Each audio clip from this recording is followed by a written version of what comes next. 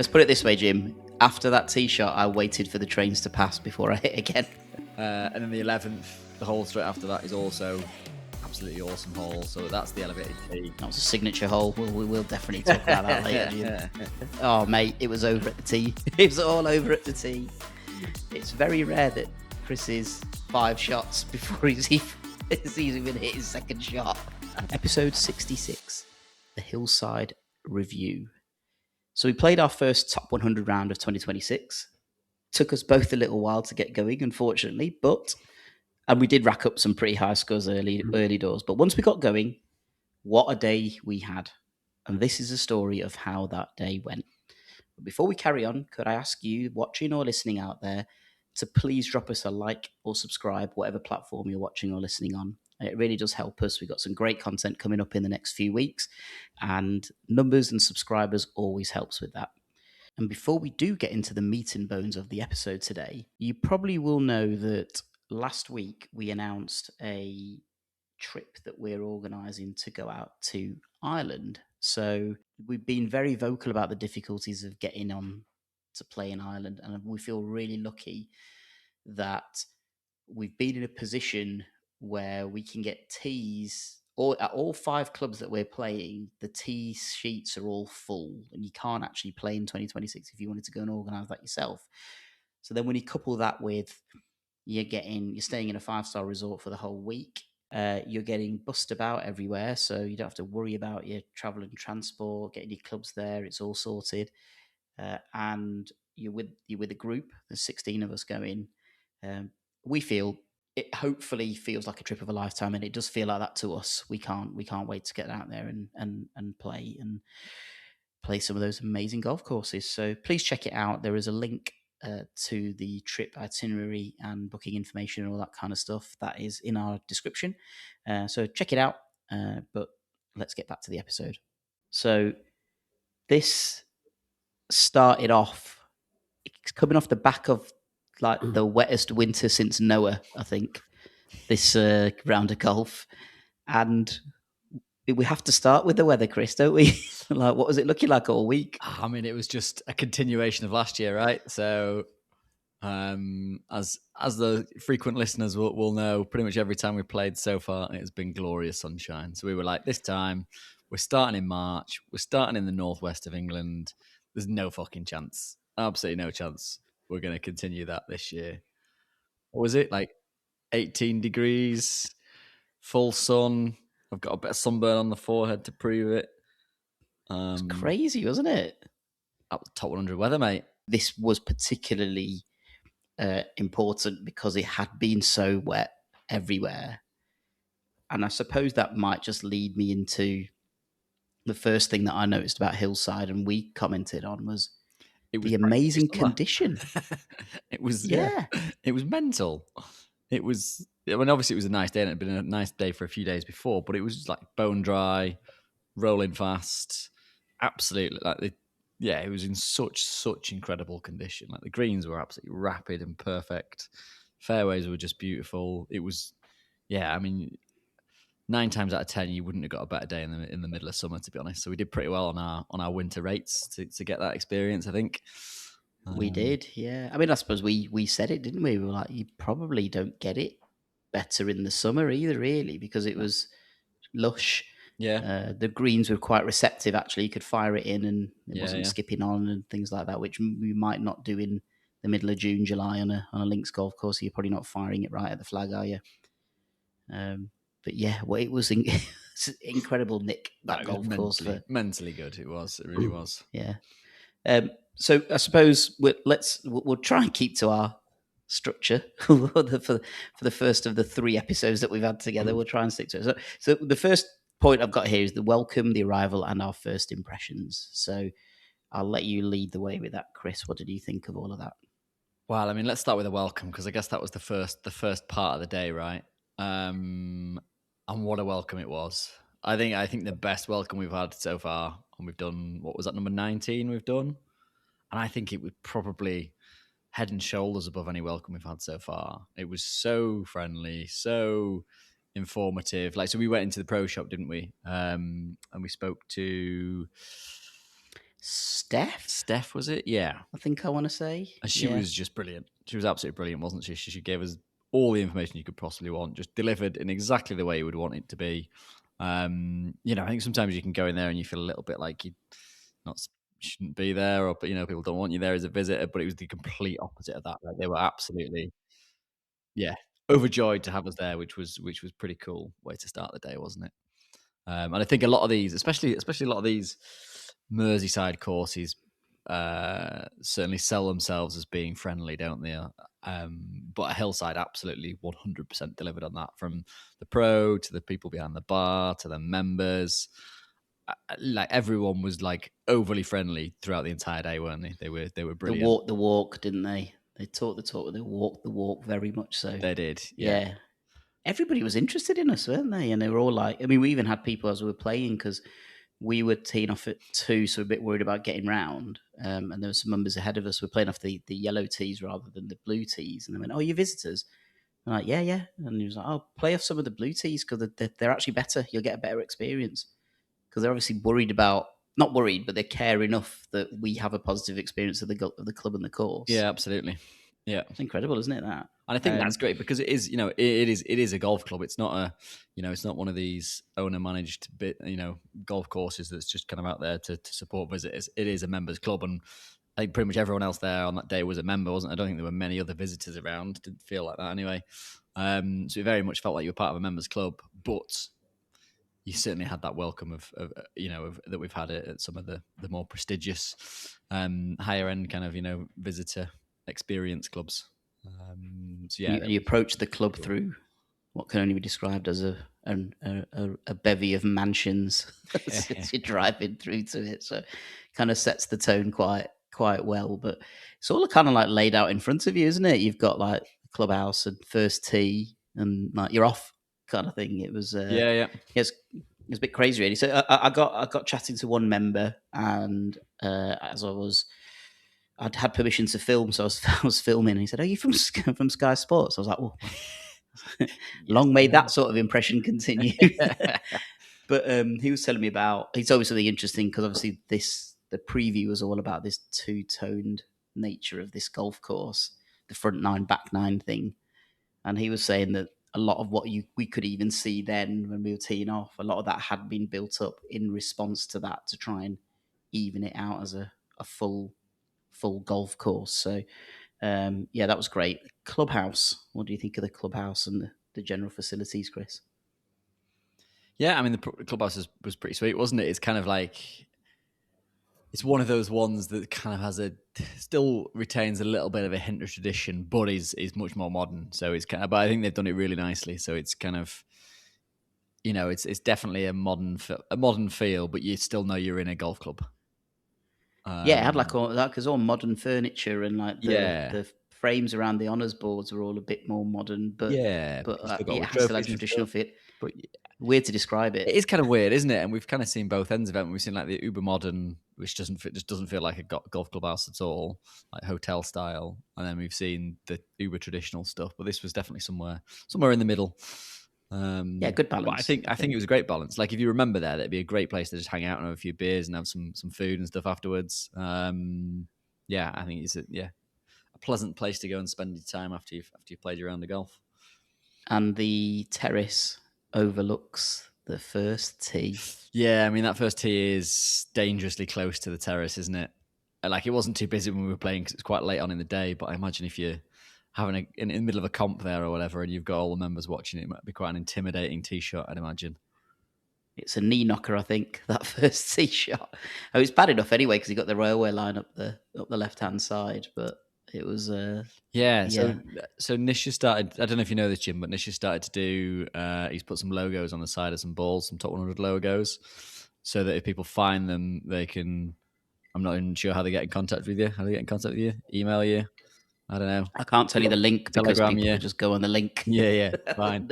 And they can win a sleeve of balls. So Nish stood on the first tee, train line down the left. Where's the ball going? Into the train. If there was a train there, Jim, it would have derailed it. Let's put it this way, Jim. After that tee shot, I waited for the trains to pass before I hit again. So I think your next shot also went on the train line, Nish. Is that right? It did. Yeah. So yeah, so Nish has bought all these balls with Top 100 logos on, and there's basically a lot of builders going to find them in the building site next to Hillside. Be like, yeah, not interested in that. I'm thinking 2 lost balls on hole number 1 of that. I'm not brought enough fucking golf balls with me. Yeah, that's supposed to be the easy bit. Now? Yeah, exactly. What about the practice facilities? And did you get free balls at the driving range, or was it not? Or did you just stay in the bar and eat your club sandwich? We did have a club sandwich, actually. We'll talk about that in a sec. But so yeah, Chris Nish has got a story about the range. Yeah, so Nish has obviously been waiting for a pyramid of balls for his entire life. Like since he came out of the womb, he just wanted a pyramid of golf balls. That's all he wanted from life. So I'd not seen it before, but I think you might have seen it somewhere because you had mentioned it before, haven't you? Maybe on the previous, or maybe you'd asked me whether there might be a pyramid of golf balls, and I think I'd said no. But anyway, when we got there and we had this great introduction, she was talking to us about the practice facilities, and she said, "Oh yeah, there should be a pyramid of golf balls down there for you. Although it's been quite busy today, so they might have all gone." So I was like, "Yeah, this is we're doing this podcast, and she's been waiting 20 courses to get this pyramid of golf balls. It's the only thing he needs in life." Hoping that she'd someone would mooch over and just kind of build Nish a little pyramid of golf balls. So we got free range balls. However, all the pyramids had been used, so we were pyramidless. So Nish is still waiting for the elusive pyramid of golf balls. Still waiting. Yeah, I think the other thing I noticed about the range was that I didn't see what brand the golf balls were, but mine were not very good at all. They were basically, some of them didn't have dimples on them. They were like, that's because I picked all the balls out of a basket, Nish, and I picked all the shit. Fair enough. Pick me all the good ones. I had all the TaylorMades in mine, all the new TaylorMades. You had all the shit yellow ones that just been picked up from. Absolutely love it. From started early. Yeah, I mean it was a great. I mean the short game area that we walked past looked absolutely fantastic. That bit was closed. There was another short game area as well. Yeah, which I hadn't seen, but great facility to go and practice some good pop bunkers. And stuff absolutely. Like that. And it's all kind of pretty much close to the clubhouse as well, so you can just kind of wander down and then wander back up to the first tee. Yeah, I liked it was compact. Like you could just everything was just around, and although it is a bit of a knee knocker that first tee, it is nice when you've got that kind of almost amphitheatre-ish feel to it, where it's all centered around that one bit, and it's probably actually more on the practice green rather than the tee, because the tee is to one side a bit, so they do give you a bit of chance of respite. There was a little part of me when we were stood on the range, just kind of over your right shoulder, you can just see the top of the Royal Birkdale clubhouse, which is currently just covered in scaffolding. It's like, if I just turn around, I reckon I could get like a 3-iron through one of those windows. So I found something out today actually about that scaffolding. So we thought it was for improvements for the Open, didn't we? Well, I assumed that. Yeah, the roof got damaged in the storms. Oh right, recent storms. It wasn't just someone else with a 3-iron from the Hillside practice ground, was it? No. Yeah, well, no, wasn't any of that. Wasn't any of that. Should we talk about the food? Sure. We actually had the luxury this time of loads of time. So we had a lot of time, didn't we? We arrived like 2.5 hours before. 2.5 hours. Yeah. And I was like, well, I mean, what are we going to do for 2.5 hours? Once Nish had walked around every centimetre of the clubhouse with his new camera gadget, we had about 10 minutes left to go until we needed to go out and play. Solid 2 hours of filming. Didn't get told off at all. Didn't get told off at all by anybody. No, not at all. I think everyone was pretty encouraging, to be fair, weren't they? They were just asking what we were doing. Well, I had full permission, Jim. So, I was like, the secretary said it's absolutely fine for me to do this. There's no problem. But we did have club sandwiches. They have a Hillside club sandwich, a Hillside special or something like that. It was called. Back on the club sandwich train. It's been a little while, hasn't it? I kind of forgot about that little number. What's your rating? My rating? I mean, I had it on brown bread, which in hindsight was a bit of an odd choice. That's unusual, It's unusual. I was given the option of white brown, and I went brown. I'm not quite sure why, to be honest. But actually, do you know what? It was no worse for it. It was pretty up there, to be honest. I'd give it a solid 8 out of 10. Yeah, mine was good, and a gluten-free bread as well. Good solid chunks of chicken, and bacon was well cooked rather than cremated or cuts under a torch, that kind of thing. So yeah, it was good. I really liked it. And obviously, we're sat outside of the terrace in the baking hot sunshine at this time as well. So that does make I mean, it better, baking doesn't hot's it? maybe overselling that a little bit ish. Mate, I must have been too hot with the information I provided earlier. We must also give an honourable mention to the halfway hut because it was great. We had a soup, the curried vegetable soup. It's becoming a bit of and a it thing was now, lovely. isn't it? A little I'm halfway liking my soup. Yeah, it's good. I mean, we obviously had the one at Dumbarnie, which was we both said was probably the greatest soup we'd ever had in our lives. I think it's still up there. Yep. Dumbarnie's still number one, isn't it? Yeah, but I think absolutely. that pushed it pretty close. Yeah, it was nice. It was a close second, to be fair. It was. Yeah, it was very nice. Yeah, so I think that's the kind of club and facilities and all that kind of thing. And 18 ends up right at the clubhouse as well. Should we talk about the course? Sure. So the course is ranked 51 on our ranking, so it's right in the meat of the top 100, and so it's not moved out. It's oscillated around that probably, and I think. I mean, what do we say? We'll probably maybe jumping the gun a little bit, but we sort of felt that was fair, wasn't it? Yeah, I think it was. Yeah, ranking. like it was a really, really solid golf course, wasn't it? Like, no, it was better than that. It was better than a solid golf course. It was deserving of being in the top 50 in the UK and Ireland. Like, it was a genuinely awesome golf course. Cracking golf course. It was brilliant, and I absolutely loved it. What's your opinion on this whole front nine? So I think we both really enjoyed the front nine, didn't we? So we were sitting there going, "This front nine's pretty fucking good, considering it's supposed to be a back nine course." So yeah, we were kind of going into the back nine thinking, "Oh, this is going to be like way up there. This is going to be one of our favourites that we played." And to be fair, it's definitely up there. It's in the, I know it's pushing probably close to the top 5. I think we've played, isn't it so far? So yeah, and then the back nine. I mean, the back nine starts off incredibly. So you go from the halfway hut onto the 10th, which is an absolutely awesome par 3, unbelievable par 3. So you're thinking, is that an elevated tee as well, looking over the it's whole? an elevated green. No, so the green's elevated. Yeah. Oh, the green's elevated. Yeah, it's a really beautiful par 3, and we were both sitting there going, "Oh, this is gonna be one hell of a back nine. Like, best back nine in Britain. Here we come." And then the 11th, the hole straight after that is also absolutely awesome hole. So that's the elevated tee. That was a signature hole. We'll definitely talk about that later, Jim. So yeah, that's beautiful elevated tee, par 5. Another great hole. I think beyond that, I think because it had been built up so much in my head that it was going to be the best back nine, and it started so strongly. I was kind of going into it thinking, this is going to be some course. And it maybe just left me feeling a little disappointed.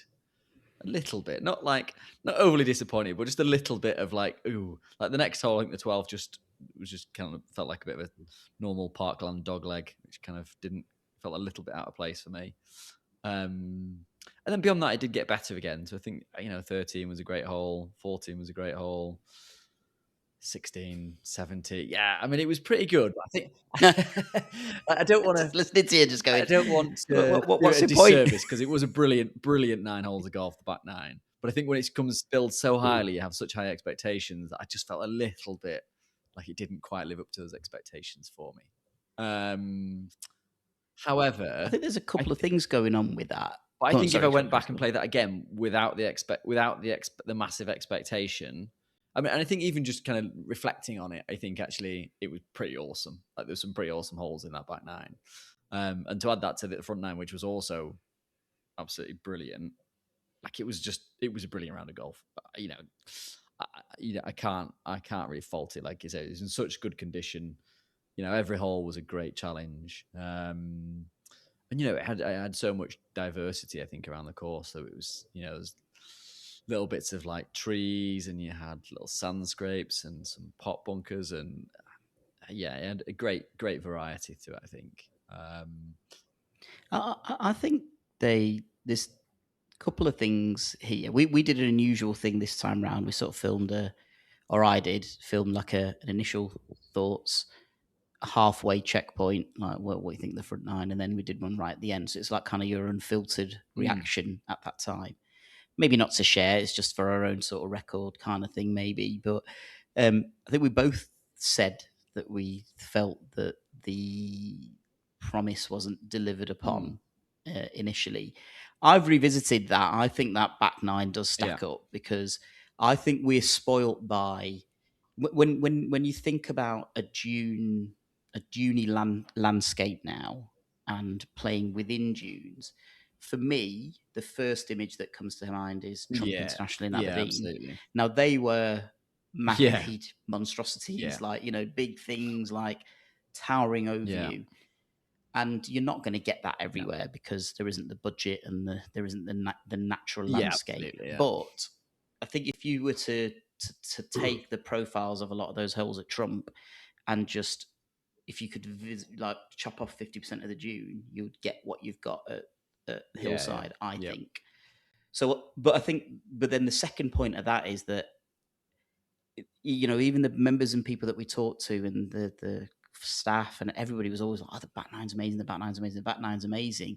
I think they're doing the course a disservice almost by doing that, because it does almost make you go, like, we love that front nine. I think cracking front nine. I think if you're going to pick a section, I'd probably pick the middle section. I think from kind of 6 through sort of 14, I think for me that was probably the best section of the course, that middle section, rather than necessarily the back nine. But I mean, let's give it the credit that it's due. It was an amazing 18 holes of golf. It was. I thought it had a really good flow to it, I thought. And you're right. The variety was incredible, wasn't it? I mean, for me, I could hear like birds chirping and all sorts. I was like, oh, this is amazing. And it's like trees, but not trees that are going to get in your way. And you've got some great elevation changes throughout, wasn't there, really? Yeah. And your choo-choo train.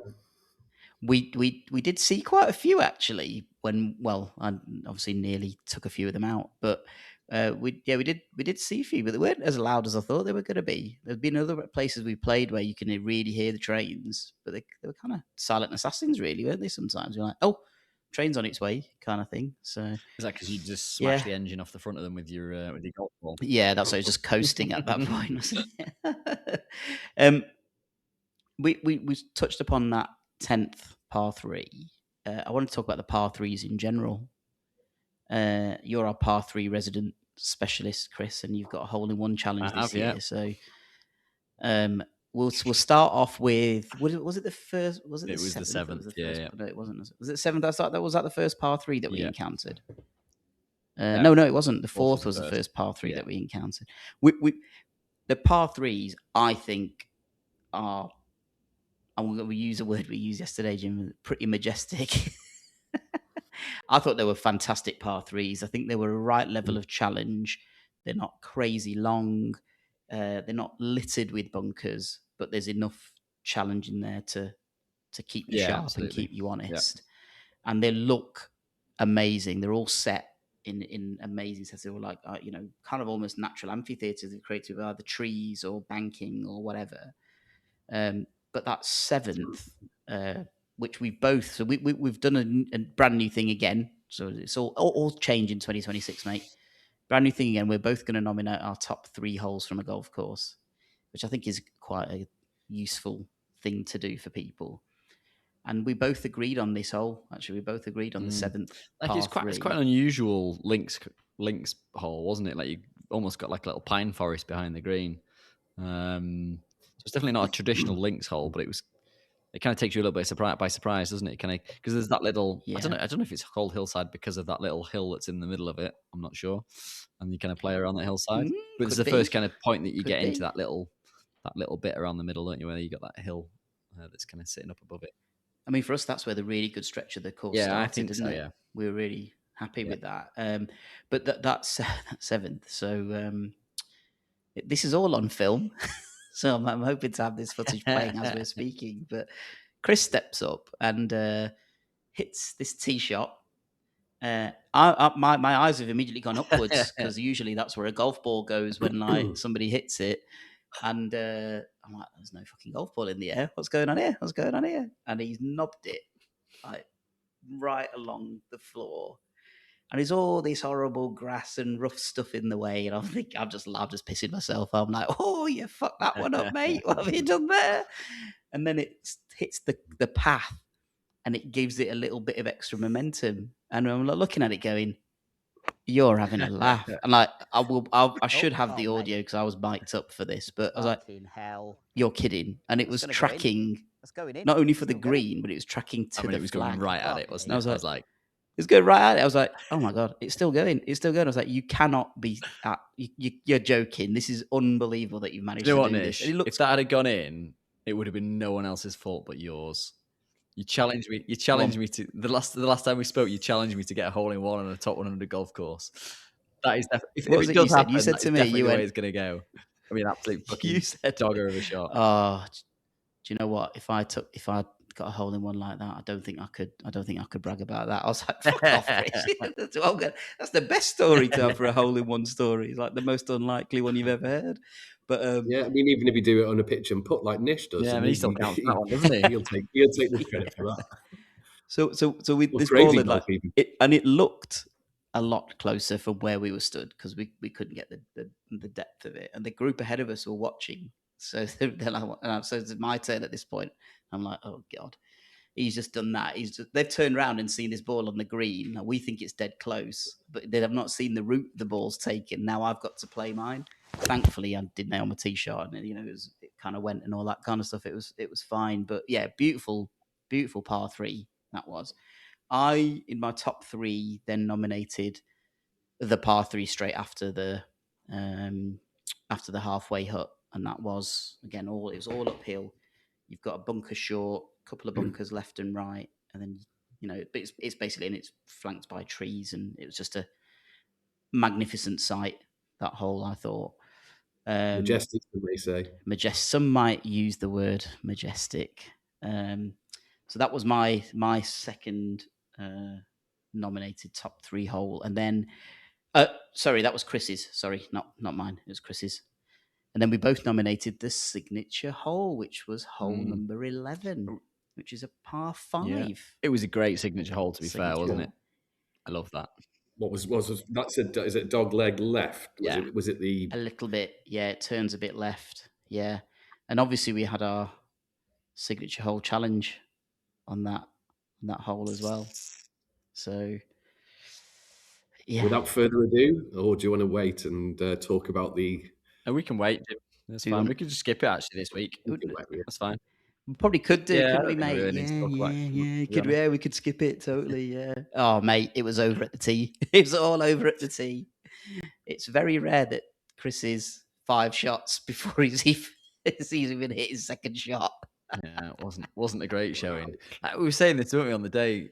Every time we stand up for a signature hole, either we both play absolute garbage, or one of us plays all right and the other one plays absolutely rubbish. Or I play really well. Like, we've never actually had a signature hole challenge where it's actually been even remotely close. It's always like, someone's lost 2 balls, so you just have to make like a double bogey and you win. Well, you went first because you had the honour. I'm sticking to that now. So you had the honour. I've got the honour next time. Unfortunately, that's the problem now. But and then did you send it? Yeah, left? I went left into the gorse. Sent it left, and and we were just like, that's in a big pile of gorse. I know you like gorse, Chris, but I don't think you were going to go fishing it out from there. And then so I stepped up, absolutely marmalised my drive right down the middle. And I was just like, that's in there, come on. So Chris goes, I'm going to hit a provisional, hits his second one. Good contact, but it starts drifting a bit right. I'm like, I haven't really seen it down. Ooh, I don't know what there is. And then you said it, you were like, I think there's water down there. I was like, I didn't even wasn't occur until to I me got that down there. water I was down like, there. yeah, it looks like water to me. Yeah, so he was a bit splish splash having a bath at that time. So I then played my second, just 7-iron, like sort of get it up there, and Chris is about to play his 5th shot at this point, and I went, "Oh, you need to film it, Chris." And he was like, "Oh, do I need to bother?" I was like, "Yes, you need to film all of this." Think I'm letting you get away with that? No chance. But Jim, I did manage to film an entire hole without losing any of the equipment, not even a little bit of it, and I managed to film all the shots. So I mean, that is, if nothing else, progress. Is that a moral victory? I'm taking a moral victory for that. Yeah. This is great. This might be your kryptonite. Maybe the filming is what's putting you off. So it's good. It's just going to give you that for forevermore. So yeah. But what a magnificent hole of golf! Despite me was. playing it absolutely we terribly, both agreed. it was a great hole. You could appreciate lovely it. hole. You? Great elevated tee, and the green is awesome up there. Like, it's great big bank down the kind of left and the front of it, and then it's kind of trees surrounding the back of it. Yes, there was a lot of with the greens. There were a lot of really friendly banks, weren't there? Yeah, so like the Backstops and runoffs things like weren't, that. they weren't particularly punishing with it, which I quite liked. Like sometimes, like places like Trump, we had a few where you just missed the green off the front and you're 40, 50 yards away. But yeah, it didn't really have too much of that, did it? Like it gave you a challenging next shot, but you weren't penalised 2 shots for missing the green. Yeah, the greens themselves were pretty tricky, I thought. they were subtly difficult, weren't they? They didn't look particularly like drastic in terms of slope, but they were just hard to get puts in to read them properly. I think that was it. I think it was the read was hard, wasn't it? Like I think that they were very true paced. Totally. I think we got to grips with that well, but even what would seem like a straight 3-footer, there was a little bit of movement, or you'd think there's a movement, and then there wasn't, and that was the thing that was a bit tricky. But then the member I'd spoken to before on the first tee who thought I worked for Sky Sports, he did say that actually. He's like the greens are actually quite tricky here. I'd agree with that. Which in a good way, it was kind of a good challenge. It wasn't, it's not like stupid slopes or anything, but like, it wasn't like this kind of angle or anything like that. And then so we've got your 3 holes there, Chris, was 7, 10, and 11. So signature hole, the 2 par threes. I say that middle stretch for me, I think was my favorite 6 or 8 holes. Yeah, that was great, wasn't it? I nominated the 17th as well. I really like that 17th because that was like really elevated tee. From there you can see over to Birkdale and things like that. And it's a long, that's a par 5 as well. It's a long straight hole, but it kind of, you do the elevated tee and it dips all the way down. And then it just gradually rises back up. So I really like that. That was a great hole, despite it being the first hole that I went into a bunker in. I can't believe it. And then where did your second shot go? That's about a bunker watch anyway. Well, no, that was on 18, Chris. On 17, okay. I just went into a bunker. On 18, I went into a bunker, then the bunker behind it. One of the benefits of playing in the winter was that every bunker I went in was ground under repair. I couldn't fucking believe it. So you've got this novel tee shot that we thought was nearly a hole in one, and then every bunker he's gone in is like GUR. I was like, what the fuck is going on? And then I hit 3 bunkers, and all 3 of them are in play. It's just so unfair, so unfair. So okay, right, we'll do the signature hole challenge. We didn't have a side bet on this one, for reasons unknown. Sorry, Jim had a massive hangover. I was drunk and asleep on the couch. No, I was hungover from the night before. Well, the side bet would have been, the net score on the back 9. Bearing in mind, interesting, right? So okay, that you can do retrospectively if you so wished. We can, net. So, I could do all of that. So I won on Stableford. I got 28 points. Chris got 26. Wow. Net, you were plus 10, Chris. I was plus 8. On the back 9, I shot net. The sheriff. A level par 36. You shot on the back 9. A 1 over 37. What? And it all comes down to that signature hole blow up, which is even sweeter. Even sweeter. But yeah, we did enjoy that that round of golf. Yeah, what a great way to start. Great way 2026. To get back underway, isn't it, for 26 for sure. So just in terms of the signature hole challenge now, so Chris, you were up 3 up through 18, so now it's 2 up through 19. Yeah, I'm still not happy with that. I feel like I should be at least 5 or 6 ahead. I'm sure I was miles ahead. You were, and then you bottled it, mate. You were, and then you totally bottled it. You're too busy thinking about the hole in one. Yeah, you've been bottling it ever since. Pressure for you. Breathing down your neck now, mate. Two down. 2 down with what? 81 to play. There you go. The longest match play known to man. what I thought about Hillside and that 18 was we were expecting the two-tone thing. We felt the front nine was still very good. Back nine is better, yes, but we actually thought as an overall experience of an 18-hole course. Yeah, so I was thinking, I think that does a bit of a disservice saying that it's a back nine course and it's the best back nine, because it is a great back nine. But actually, as an 18 and as a flow of a golf course, I think it was right up there with some of the best we played. So I think it's a really, really strong course. Definitely had good flow to it, didn't it? Yeah, and one that, again, I said I would love to go and be a member there. I could just quite happily see myself just playing there regularly. Like, it was a great vibe, great atmosphere. Members club. Proper members club with real members, but just an awesome not AI members. Nah, what do you mean real members? What the frig does that mean? Or real members who are actually there and not just like living in America robots and playing in once a year, or robots. Oh, okay, right. I see what you mean. Yeah, people actually turn up and play. Yeah, exactly. Yeah. We spoke about on the way home. We spoke about whether we thought, and again, this is another new thing for 2026. Does this now get into your top 5? Because we've decided we're not going to attempt to try and rank these bloody things because it's so hard to do. So we've got a top 5, probably more over like top 3 with a couple of extras, notable mention kind of things. And then on a case by case basis, we'll just see, does it go into your top 5, and if so, where does it go in, sort of thing. So, Chris, did it get into your top 5 golf courses? So I have Trump. We both had Trump International. Yeah, Trump, Ganton, Carnoustie, Dumbarnie rather, and Gullen are my top 5. Does it get in there? Ooh, I'd say it might give Gullen a bit of a run for its money, actually. Ooh, interesting. I think because Gullen for me has been the truest links course we've ever played. Yeah. I think it would be close. I'm not sure it would quite break in. Not sure it would creep in, right? Okay. Yeah, it would be, but it's a strong contender, though, I think. Right.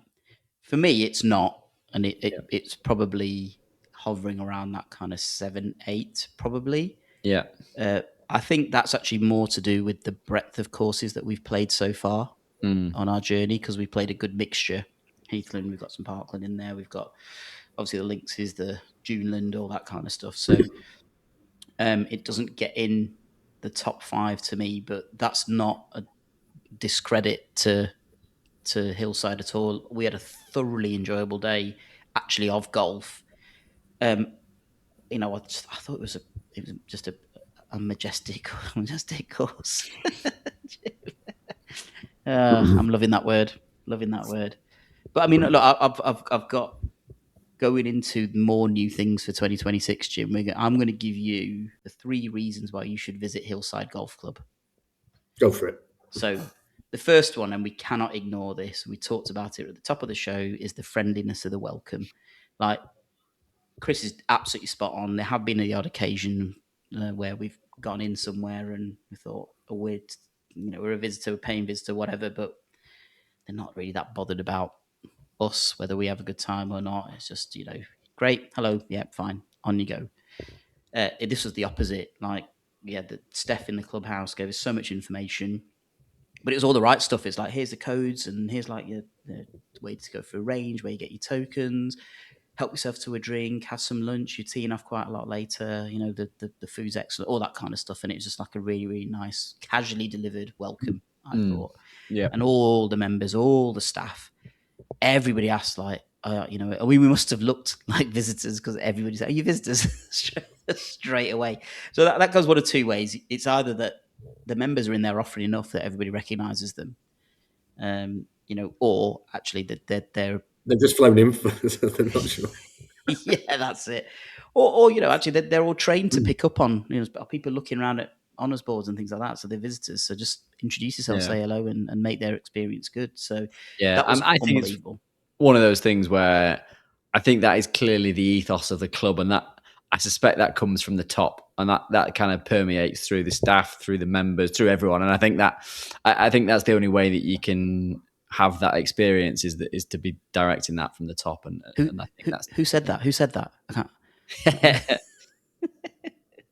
The next thing for me was we've alluded to this, was the variety of the terrain and profile of the holes and things like that, and the setting that you're in. So, you go out in this it's less flat now because they've built it up, but you go out in this sort of more flatter bit where the railway line is and all that kind of stuff. You then start hitting this area where there's loads of trees, and then you hit this dune bit, and then right at the end you're on these elevated tees where you can actually see the ocean and things like that. So great variety. I could hear birds chirping and stuff like that. So you got all these different things to keep you interested. There's water in and around the course as well, which is, we haven't really encountered water anywhere, have we, Chris? I don't think. I've seen bits We in have some a of the bit. Scottish courses, bits in Trump. Maybe Carnoustie, probably. We had a bit at Carnoustie, but they were all burns, weren't they? But yeah, it was. That was, so the varieties is great at that golf course. It doesn't really feel like a traditional links, does it? But it's got a bit of everything, hasn't it? Really, which I think it's not worse for it, is it? It's actually better for that, isn't it? Better for the variety. Sure. Yeah, absolutely. And then the last reason I've got is, I thought, if you're going around playing these, in inverted commas, elite courses, top 100 courses, that was a highly playable golf course. It really was. There were lots of bailout areas. The greens weren't, and the complexes weren't ridiculously punishing. It wasn't littered with bunkers everywhere trying to catch you out. I think you'd go there and just have a good fun round of golf without it being gimmicky fun by either playing from a forward tee or it's just they've put all these high dunes in or whatever. There's nothing artificial about it. There's not manufactured fun. It's just a fun golf course, and you could strategically plot your way around, come away with a really good score, or you could sort of go for it and have a bit of fun with that. So I thought that was a really, really good trait for Hillside to have. What did you think, Chris? Yeah, absolutely. Couldn't agree more with that. Like, we'd read a few things, hadn't we? And I think we said in the preview beforehand, people saying that it was like almost unplayably difficult. I mean, that wasn't that. I mean, yeah, we played in the winter, so maybe the rough wasn't up as much as it can be. But I mean, the rough was up a reasonable amount. It wasn't like there was no rough there. Well, I think I asked you, didn't I? I was like, I've sort of asked you, but I wanted you to give you the answer before. I didn't want to give you a leading question, but I was like, what do you think about the rough today? Because in the preview, we talked about the fact that we're coming into the early part of the season, so it's probably not had time to grow, but it was pretty bad in some places. Yeah, I mean, to be fair, if that is without it growing, then maybe in the summer it is completely brutal and you can't move for it. But yeah, I like wide enough landing areas and fairways and stuff. So I don't think it was an overly punishingly difficult course. Like if you hit a bad shot, you get punished for it, like twice on the 11th tee, one left, one right. But generally speaking, when you stood on a tee, you're not sitting there going, "Oh, this feels overly difficult." You're sitting there going, "Actually, yeah, I've got a chance here. Yeah. I can have a little go at this, or I can score well here. I've got a birdie opportunity or whatever." So yeah, I think it keeps you interested throughout the whole round. I think in terms of its playability. Yeah, and I keeps you switched on, but it's definitely scoreable if you're playing well. Yeah, and I think that's where the par threes for me worked well, because it's a par three, so there's obviously going to be some danger. There obviously are some bunkers, and you got to do a bit of carry and all that kind of stuff.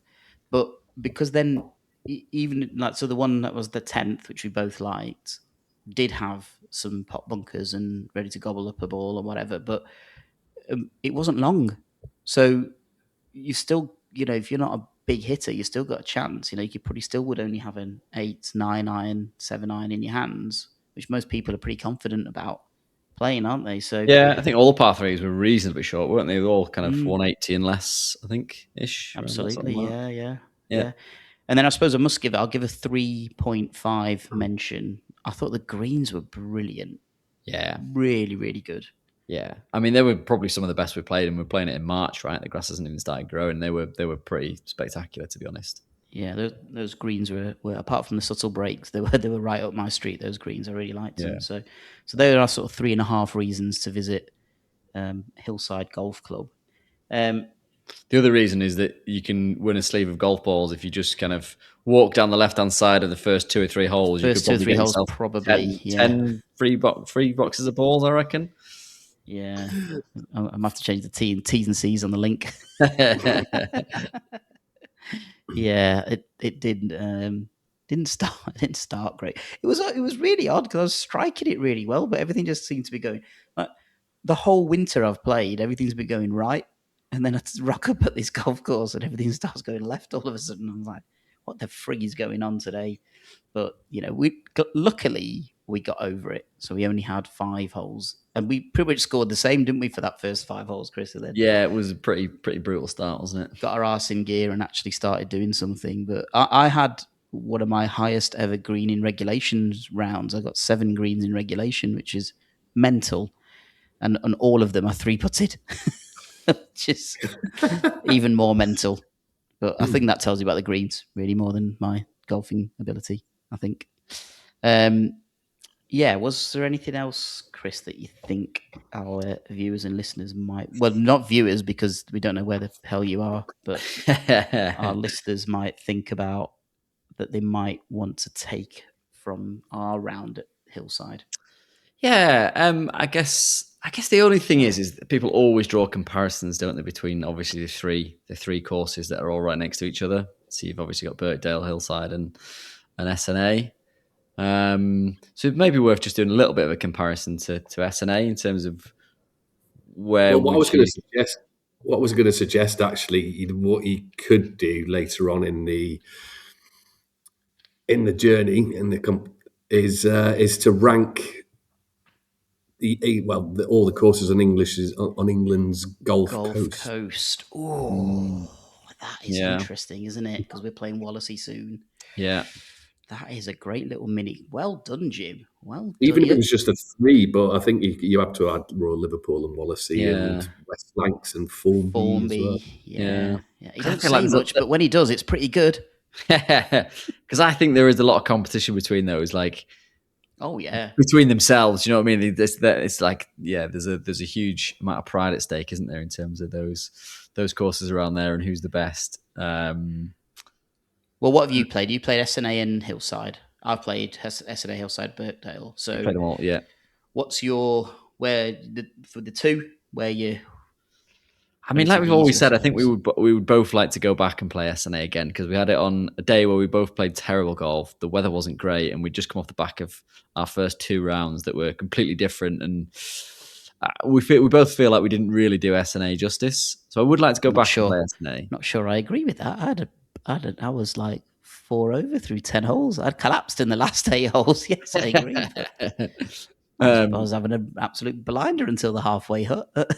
Okay, yeah. I mean, I can't really think about anyone else's golf other than my own niche, because I'm just very self-centered. You were pretty bad, actually. I had to put my arm around you and just go, "Come on, Chris, you're better than this." That's very rare. Very rare. I would like to go back there and play it again. But yeah, I think probably Hillside just edged it. I think for me, just a bit more variety. I'd go along with the rankings. SNA's down in the 90s, and Hillside's 50. I wouldn't argue with any of that. I don't think I would either. No, that would be the difference that I would probably put between the 2 of them. I don't think there's really a place where I found a weak hole at Hillside. No, not really. Didn't see one. I thought the flow was really good. They went from one to the other. Like the pace didn't dramatically change. It was like a sort of shifting of the gears to the next phase of the golf course, as we sort of described it. Yeah. Really well thought out and well planned golf course. I thought that was. Yeah, agreed. Classic Braid. I think really a lot of that stuff.